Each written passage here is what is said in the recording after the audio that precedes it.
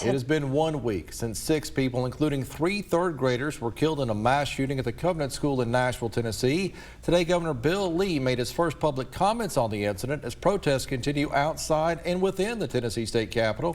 News 12's Nick Hill is live as Governor Lee made a handful of proposals this afternoon. Nick. The Nashville Police Department revealed today that the shooter in last week's massacre, Audrey Hell, had planned her attack for months and acted alone.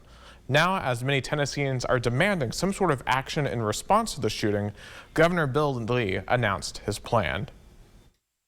First, I believe that we ought to have an armed guard, an armed security guard in every school in Tennessee. The proposal put forward by Governor Lee would be the first of its kind across the country. The governor is proposing $140 million go towards placing an armed guard in every school in Tennessee. With this funding, we're taking the burden off of teachers and schools and districts. There is no excuse to not have a guard at every school. The governor also announced 2 other new amendments to their legislative agenda. He wants to establish a grant fund totaling nearly $30 million that he says would help both public and private schools make security upgrades. Additionally, the governor is proposing $8 million to go towards mental health resources to schools across the state. Double the amount of funding that we have for our school-based mental health liaisons so that we not only have one in every county, but that we have multiple in many counties. These additions are being added to previous provisions of school safety legislation.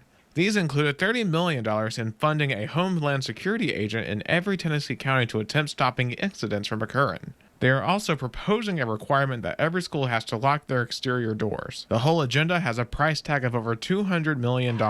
For many, though, this is not close to enough action. Stop gun violence. We will not be silenced. Governor Lee has not mentioned any actions on guns, but says there is still work to do. And we all agree that there is a serious conversation needed about school safety. It must begin with the recognition that we cannot control evil, but we can do something.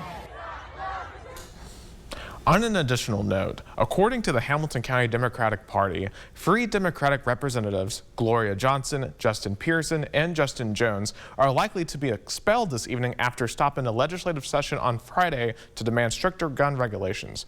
They were informed earlier today that they had lost their committee seats after using a bullhorn to protest what they see as an action by the state government. Reporting live, Nick Hill, News 12.